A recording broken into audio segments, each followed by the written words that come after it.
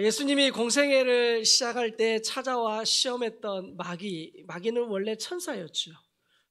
하나님이 이 천사를 만드셔서 하나님께 영광, 존귀, 찬양을 올려드리게끔 하셨습니다. 그런데 천사 중에 하나가 하나님처럼 되려는 그 교만함 때문에 타락하여 마귀가 된 거예요. 그래서 이 타락한 천사인 마귀의 지상 과제는 하나님을 대적하는 일입니다.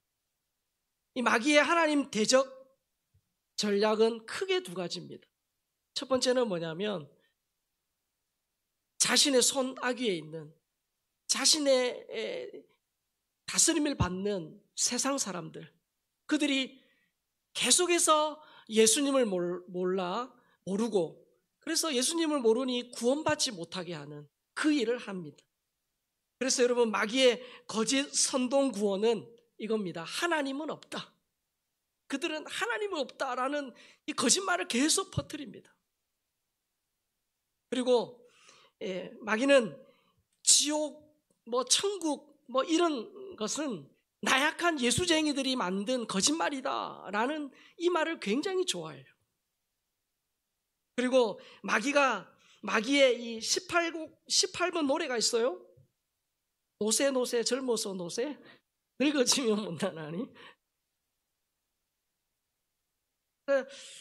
하나님이 주신 그런 시간, 재능, 건강, 물질을 자신을 위해서 낭비하게 합니다.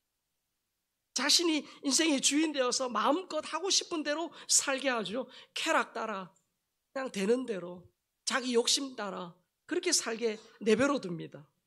그렇게 놔두면 결국은 예수님 모르고 살다가 죽으면 지옥 가거든요. 마귀의 또 하나의 전략은 우리 믿는 성도들을 대상으로 합니다. 우리 믿는 성도들을 타락시켜서 더는 영적 영향력을 발휘하지 못하도록 합니다. 그래서 신실한 하나님의 백성들을 끊임없이 유혹하고 죄짓게 합니다. 그리고 어떻게 해요? 시험 들게 하죠. 그리고 하나님의 백성들끼리 서로 싸우게 합니다. 또 게으르게 해요.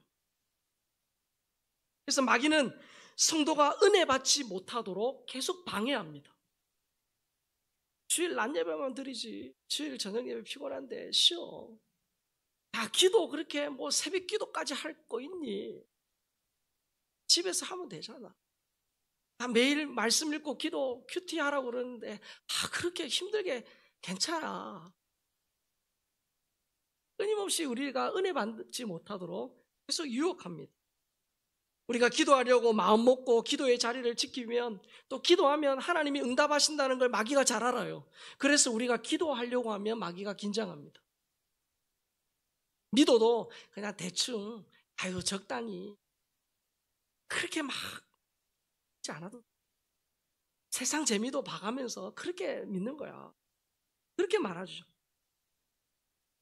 이런 성도들을 향한 마귀의 유혹과 시험은 예수님이 오실 말세가 되면 될수록 더 어떻게 해요? 교묘해지고 더 적극적이 될 것이고 더 심해질 거예요. 그래서 우리가 어떻게 해요? 더 깨어서 기도하고 하나님 은혜 가운데 살아요. 내 힘이 아닌 주의 힘으로 살아야 되는 거예요. 여러분, 마귀가 우리 믿는 자들의 대장 되시는 예수님도 시험했다는 걸 우리가 지금 3주에 걸쳐서 살펴보고 있습니다. 첫 번째 시험이 뭐였습니까? 내가 만일 하나님의 아들이면 돌이 떡이 되게 하라, 그렇게 말합니다.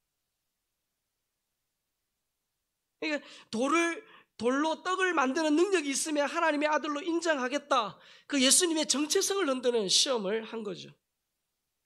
여러분, 복음 안에서 내가 누구인지, 내가 어디서 왔고 무엇에서 살며 어떻게 살아고 내 인생의 마지막은 무엇인지 알아야 됩니다. 이거 모르면 흔들려요. 그래서 나는 예수님의 십자가 은혜를 받은 하나님의 아들이다, 하나님의 딸이라는 이 분명한 복음의 정체성, 이것이 있어야 마귀의 시험, 또 우리가 세상 살다가 또 넘어지고 실패했을 때 다시금 하나님의 은혜를 붙들 수 있게 되는 겁니다. 마귀의 두 번째 시험은 뭡니까? 만일 네가 하나님의 아들이면 성전에서 뛰어내려라는 거죠. 이 시험은 예루살렘 성전을 오가는 수많은 사람들 앞에서 초능력을 발휘해서 네가 하나님의 아들이라는, 영웅이라는 것을 증명해 보이라는 겁니다. 네가 기적을 일으켜서 하나님의 아들로 멋있게 한번 데뷔해보라는 그런 유혹이죠. 그러나 예수님은 올라가서 박수 받는 높은 자리가 아니라 겸손히 자신을 섬김으로 내려가는 그 일을 하셨습니다. 그래서 우리도 예수님을 닮아서 가정과 교회에서 스스로 타인의 종이 되는 스타, 스스로 타인의 종이 되는 스타가 될 때 하나님이 우리의 인생을 별처럼 빛나게 하실 줄 믿습니다. 주님의 방법이죠. 그래서 성도는 예수님을 따라 십자가의 길을 걷는 이 섬김의 사람이다 라는 것이 이 두 번째 시험에서 우리에게 주신 메시지였죠. 마귀의 첫 번째 시험은 뭡니까? 나는 누구인가에 대한 그런 질문이라면, 두 번째 시험은 나는 어떻게 살아야 할 것인가에 대한 그런 질문입니다. 예수님은 마귀의 관계를 아시고 두 번의 시험을 말씀으로 이기셨죠. 그런데 우리 마귀에게서 배울 점 한 가지. 예수님한테 두 번이나 그렇게 유혹했음에도 불구하고 실패했는데 마귀는 좌절하지도 않고 실망하지도 않고 어떻게 해요? 또 예수님께 와서 세 번째 유혹을 합니다. 내용이 오늘 본문 8절 9절이죠. 같이 볼까요?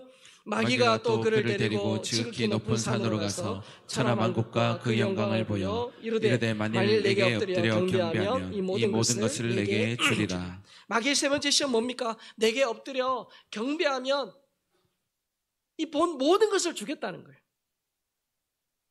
자, 예수님을 유혹하는 마귀가 지금 천하만국과 그 영광을 보여줍니다. 한 도시가 아닙니다. 한 국가도 아닙니다. 온 세계 만물을 다 보여줍니다. 이 세 번째 질문은 뭐냐면, 나는 무엇을 위해 살아야 하는가에 대한 우리의 도전이에요. 자, 여기 마귀가 보여준 천하만국 있죠? 이 천하만국. 천하만국은 인류 역사상 그 영웅들이 그렇게 차지하고 싶었던 그겁니다. 알렉산더 대왕, 칭기스칸, 그리고 나폴레옹과 히틀러가 그렇게 원했던 것이 천하만국입니다. 그럼 미국의 수도 워싱턴 DC에서 발간되는 신문, 이 워싱턴 포스트, 이것은 이 뉴욕타임즈와 월스트리트 저널과 함께 미국의 3대 유력지로 꼽히죠. 자, 이 워싱턴 포스트가 하나의 어떤 이 특집 기사를 발간했는데 뭐냐면 이겁니다. AD 1000년부터 2000년까지의 인류사를 결산하는 송년 특집을 실었는데 주제가 이겁니다. 1000년간 각 분야 최고와 최악을 선정을 한 거예요. 그래서 발표를 했습니다. 자, 여러분, 워싱턴 포스트가 선정한 인류 역사상 최고의 인물 누굴까요? 칭기스칸이에요. 여러분, 칭기스칸 누군지 아시잖아요.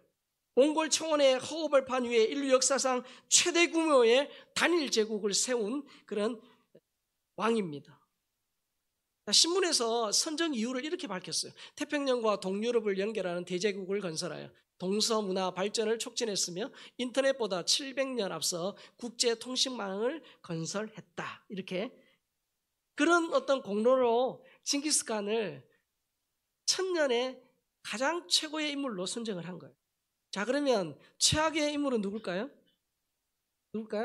네, 그렇습니다. 일부도 잘 아시던데. 최악의 인물로는 뛰어난 그 웅변술과 탁월한 그런 이 정치 지도력을 잘못 사용한 최악의 독재자 아돌프 히틀러죠. 이 최고의 인물인 칭기스칸과 최악의 독재자였던 이 히틀러, 이 둘 다 공통점이 있는데 그들이 원했던 게 바로 뭡니까? 천하만국입니다. 천하만국. 이 천하만국은 그 영광은 인간이 꿈꾸는 모든 좋은 것을 대표하는 거예요. 천하만국 안에는 부귀영화, 권세와 명예, 우병장수, 인생의 성공, 그런 것들이 다 들어있는 겁니다. 그래서 마귀가 그것을 보여주면서 마치 그것을 주는 것이 자기인 양 하나님 지금 흉내를 내는 거예요. 하나님 코스프레를 하고 있어요. 마귀는 아무도 없는 산꼭대기에서 아무도 모르게 예수님한테 속삭입니다. 야, 나한테 경배하면 네가 본 모든 그 천하만국과 영광을 주겠다 유혹하죠. 소위 말해서 눈 한번 질끈 감으면 이 모든 것을 주겠다는 거예요. 마귀는 언젠가 예수님이 이 우주 만물을 다스릴 만왕의 왕이 되실 것을 아십니다. 알아요. 마귀는 알아요. 마귀가. 그런데 이 마귀의 이 유혹의 속셈이 뭐냐면 그때까지 기다릴 것 없이 지금 이 자리에서 눈 한번 질끈 감고 나한테 절하면 지금 당장 주겠다는 거예요. 뭡니까? 이 고통 없는 지름길, 고난 없는 영광, 십자가 없는 부활을 지금 누리라고 말하는 겁니다. 그러나 예수님은 마귀의 그 제안을 단호히 거부하시죠. 자, 본문 10절입니다. 이에 예수께서 말씀하시되 사탄아 물러가라, 기록되었으되 주 너의 하나님께 경배하고 다만 그를 섬기라 하였느니라. 예수님은 그 천하만국과 그 영광이 아니라 인간을 구원할 십자가의 길을 선택하셨어요. 한 번만 눈 질끈 감으면 되는 쉬운 길이 아니라 온 세상 죄인들의 생명을 구하기 위하여 골고다 언덕을 올라가야 되는 그 거친 길, 그 험한 길, 그 위험한 길, 어려운 길을 가신 거예요. 이 마귀의 이 한 번의 마귀의 제안을 거절한 그 한 번의 거부의 대가로 예수님 어떻게 하셨어요? 채찍에 맞으셨죠. 그리고 그 로마 군인들의 침뱉음의 그 모욕을 참으셨어요. 그리고 쉽고 편한 그 길을 거부한 대가로 따귀를 맞으시고 손과 발에 대못을 쓰셨죠. 머리에 가시 면류관을 쓰시고 옆구리에 창을 받으셨어요. 십자가에서 나를 위하여 물과 피를 다 쏟아내셨죠. 예수님이 마귀가 제안하는 그 쉬운 길을 거부하고 어려운 길을 가신 이유가 뭡니까? 여러분, 소중하면 소중할수록 그것을 얻기 위한 대가가 있지요. 그만큼의 희생이 따릅니다. 천하보다 귀한 내 생명을 살리기 위하여 고난의 길, 그 죽음의 길을 쳤죠. 그 십자가의 길을 통해서 나는 살았지만 예수님은 죽으셨죠. 예수님은 천하만국과 그 영광보다 더 소중한 우리 인간을 구하기 위해 기꺼이 십자가의 희생을 선택하셨습니다. 여러분, 대형 수족관이나 이런 데 가보면 잘 꾸며놨어요. 바닷속처럼. 그러나 여러분, 아무리 수족관을 어항을 잘 꾸며도 실제로 하나님 만드신 바닷속의 그 아름다운 풍광보다는 답니다. 여러분, 이 땅의 부귀영화가 아무리 대단한들 천국과는 비교할 수 없겠죠. 마귀가 보여주는 그 천하만국도 대단하지만 천국의 화려함과는 비교할 수 없을 거예요.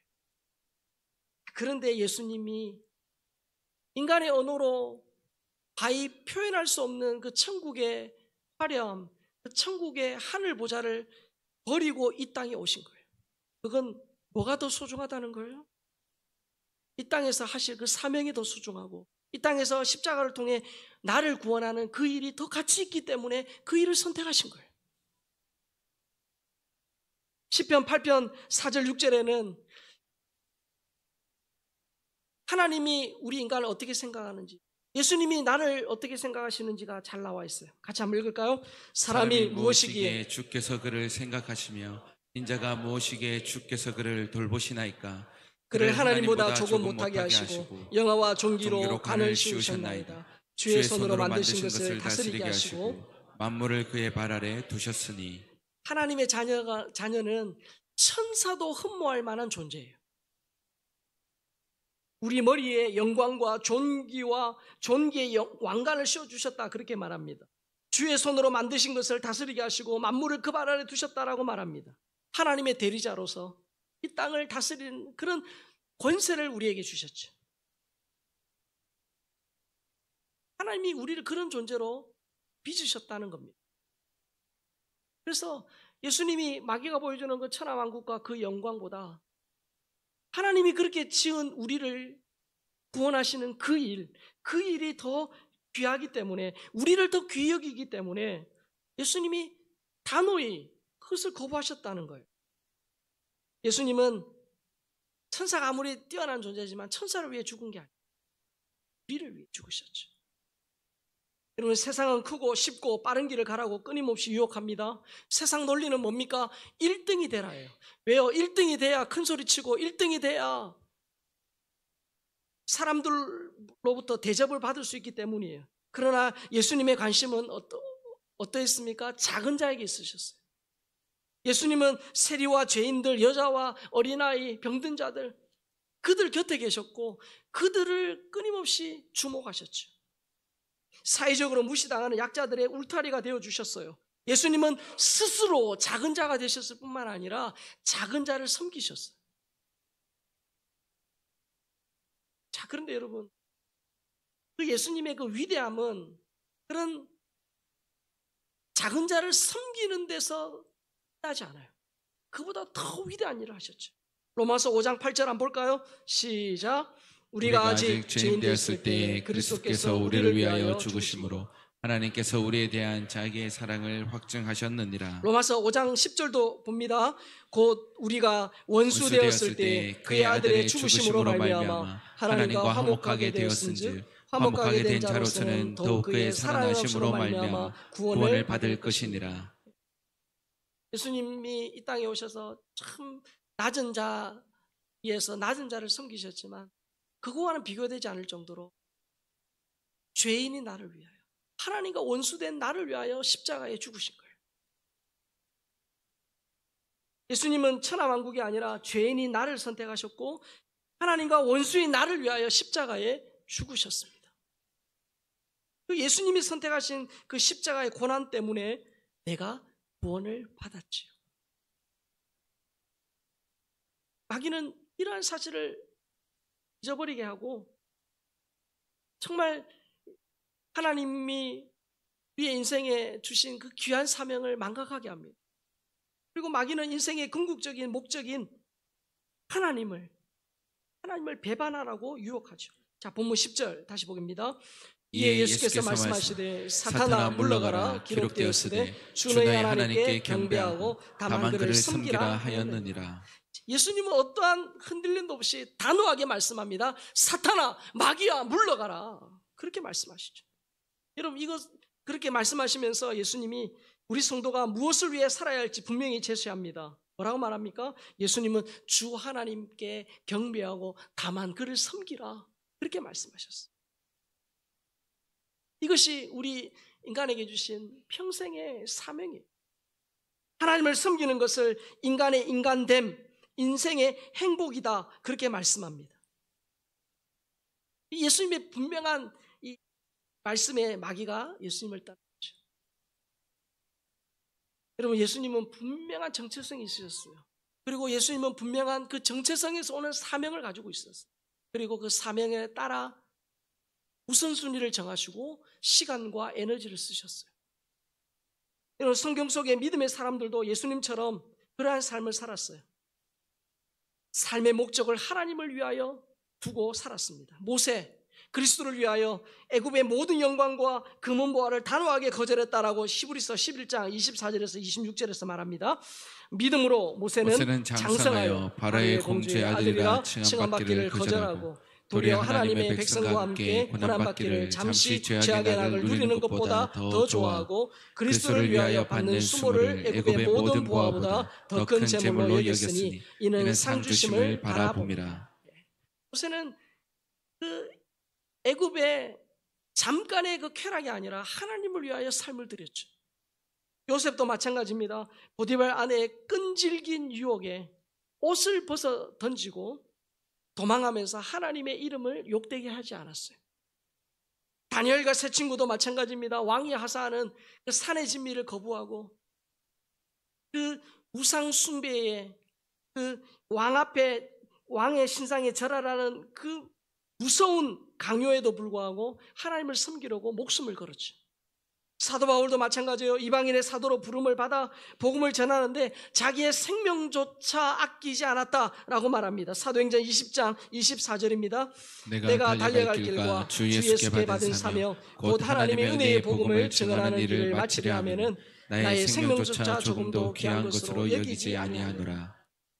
우리 믿음의 선배들, 한 시대에 하나님 앞에 쓰임받았던 사람들의 공통점이 뭡니까?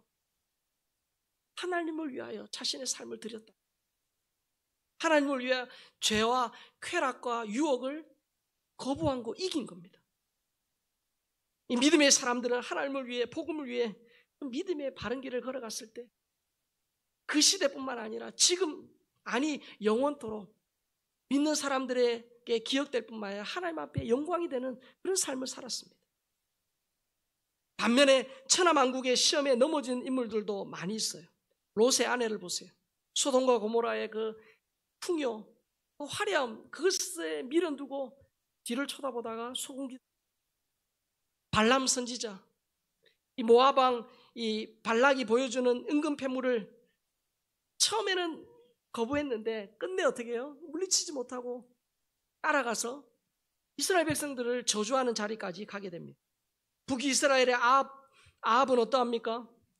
왕이지만 그 나봇의 일개 백성의 그 포도원, 그것이 탐이 나가지고 그거 어떻게 뺏어볼까 전전긍긍하고 식음을 전폐하는 그런 참 못난 왕이었어요.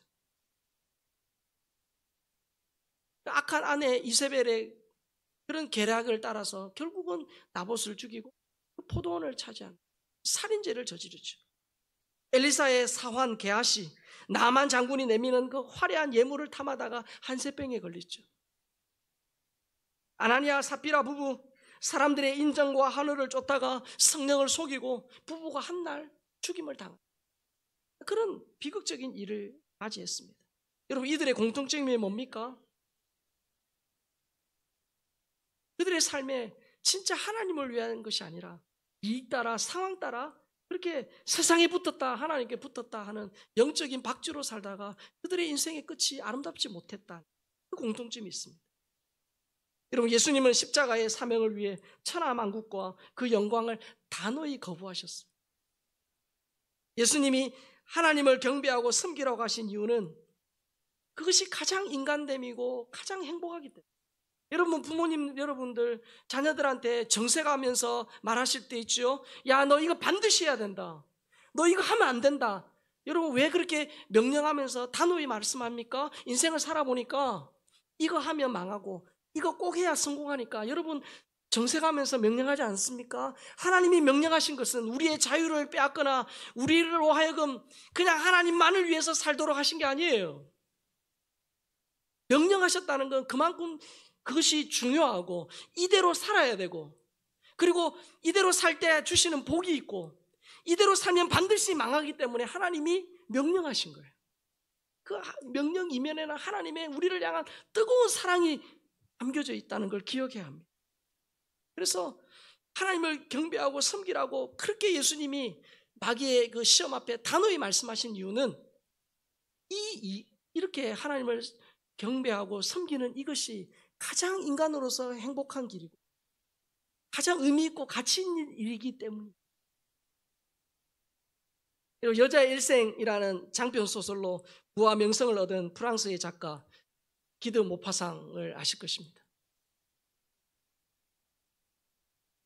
이 모파상이 본래 신학교에 들어갔다가 폐학당해요. 그래서 이 일 때문에 신앙을 저버립니다. 하나님을 떠납니다. 또 자신의 힘으로 세상을 살아가요. 문학적인 재능이 있어서 문학의 뜻을 보 10년간 열심히 문학에 정진합니다. 그래서 10년 만에 유명한 작가가 돼요. 그래서 많은 부와 명예를 얻습니다.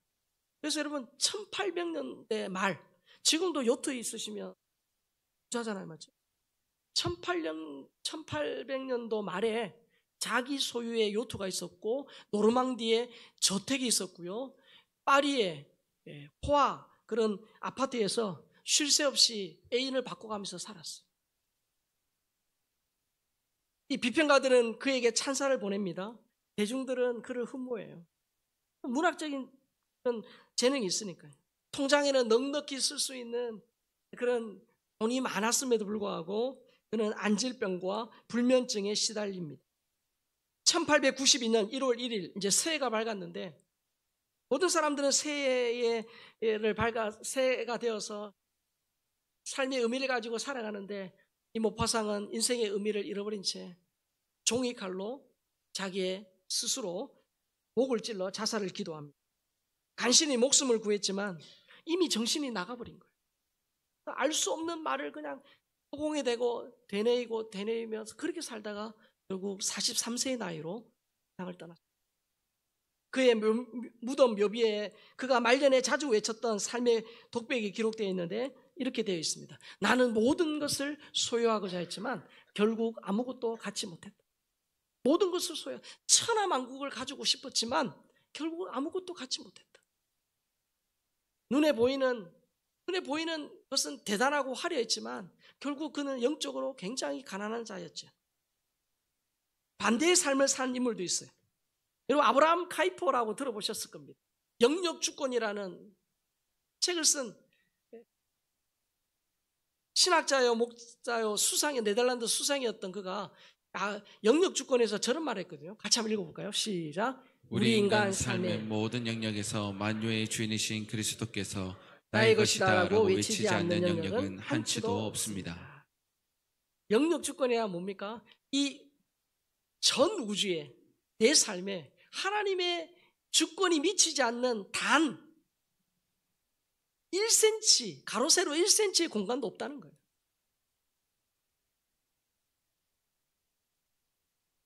이 아브라함 카이퍼가 참 이력이 대단해요. 아브라함 카이퍼가 57년간 공직 생활을 했는데 수상으로 4년, 그리고 목사로서 7년, 하원의원으로 7년, 상원의원으로 7년, 교수로 20년, 정당의 의장으로 42년, 일간지와 주간지 편집인으로 47년. 그가 저술한 책만 232권입니다. 그러니까 한 사람이 이런 대단한 일을 할 수 있을까 의문이 들 정도로 정말 이력이 화려한데요. 그 비결이 그가 딸에게 쓴 편지에 나옵니다. 같이 한번 읽어볼까요? 자, 시작. 나의 소명은 높고 나의 과업은 영광스러운 것이다. 내 침대 위에는 십자가상이 걸려있는데 내가 그것을 쳐다볼 때면 매일 밤 주님이 나에게 이렇게 묻는 것만 같다. 나의 쓴잔의 버금가는 너의 고통이 무엇이냐? 그분의 섬김은 너무나 높고 영광스러운 것이다. 그의 섬김은 너무나 높고 영광스러운 것이다. 뭡니까? 그의 삶에 그 예수님으로 충만했다는 거예요. 그는 예수님이 십자가에서 우리를 섬기신 그 섬김에 따라 자신도 어떻게 해요? 나라를 섬기고 백성을 섬기는 그 섬김의 마음으로 한 걸음 한 걸음 걸었더니 한 사람이 이 정도로 대단한 일을 이룰 수 있을까 할 정도의 그런 업적을 이루었다는 것입니다. 여러분 또 마찬가지예요. 내가 내 인생의 주인 되어서 내 힘으로 살았던 모파상의 길을 걸어갈 것이냐, 아니면 이 우주 만물 내 삶에 단 가로 세로 1cm도 하나님의 주권이 미치지 않는 것이 없다는 그 하나님의 주권을 인정하고 하나님 앞에 내 삶을 드렸던 아브라함 카이퍼처럼 살 것인가? 어떤 길을 걸어가느냐에 따라서 내 현세와 내세가 바뀌어진다는 것입니다. 여러분 우리 요한계시록을 통해서 보는 우리 예수 믿는 사람들이 나중에 그 예수님 때문에 들어갈 그 천국은요, 이 땅의 그 천하만국의 영광과는 비교되지 않습니다. 비교할 수가 없어요. 그 천국을 보고 와서 땅 가운데 그의 삶을 불꽃처럼 드렸던 사도 바울이 우리의 성도들에게 주는 우리 인생에 그런 어떤 목표가 있어요. 자, 우리 모두는 다 사는 곳도 다릅니다. 재능도 달라요. 하는 일도 달라요. 그러나 어떻게 보면 가장 상위에 있는 우리 삶의 목적, 내가 무슨 일을 하든 어떤 일을 하든 이 목적에 부합하게 산다면 우리의 삶은 결코 초라하지 않을 거예요. 그 일을 사도 바울이 고린도전서 10장 31절에서 이렇게 말합니다. 크게 한번 읽을까요? 시작. 그런즉 너희가 먹든지 마시든지 무엇을 하든지 다 하나님의 영광을 위하여 하라. 우리의 삶의 모습은 다 다릅니다. 다양합니다. 그러나 가장 어떻게 해요? 먹든지 마시든지 무엇을 하든지, 목사는 목사로, 가정주부는 가정주부로, 사업하는 분은 사업하는 대로, 직장생활하는 직장생활하는 대로, 부모면 부모대로, 자녀면 자녀대로 무엇을 하든지 하나님의 영광을 위하여 하라. 이 삶의 가치를 두고 내 일을 하면 그 일이 아무리 초라해 보인다 할지라도 하나님 영광을 위해서 한다면 하나님은 그것을 다르게 보신다는 거예요. 내게 주신 시간과 재능, 건강한 물질을 하나님을 경배하고 그분을 섬기는 일에 드릴 때 그 자체가 하나님께 영광입니다. 하나님께 영광.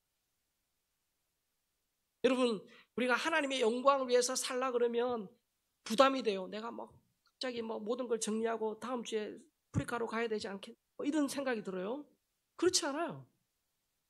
내가 있는 그곳에서 하나님을 섬기고 하나님을 예배하고 삶의 예배에서 승리하는 것, 그게 하나님의 영광입니다. 마치 하나님의 영광을 위해서 살라 그러면 자꾸 북한의 그 기쁨조가 생각이 나요.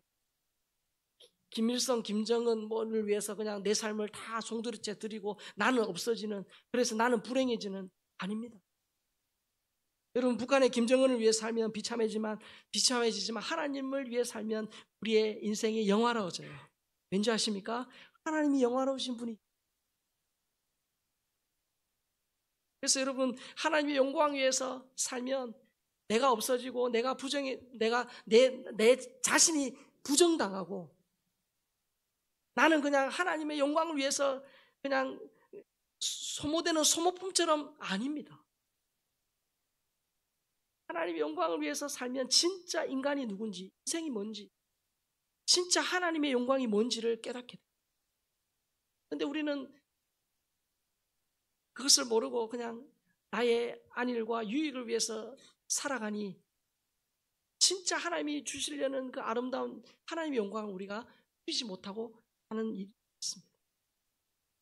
사랑하는 성도 여러분, 우리가 이번 주도 가정과 학교에서 세상에서 살아갈 거예요.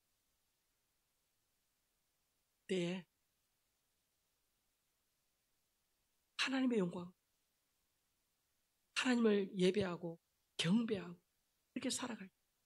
가장 인간의 인간됨, 인간의 행복이 있다는 사실, 여러분 그걸 믿으시고요. 내 삶의 작은 부분이라도 내가 이 일을 할 때 그것이 하나님이 어떻게 생각하실까?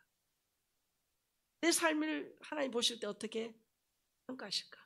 이것이 하나님께 영광이, 그것들을 늘 기억하고 또 그 잣대에 내 삶을 비추어 보면서 믿음으로 사는 모든 주의 백성 될 수 있기를 예수님의 이름으로 축복합니다.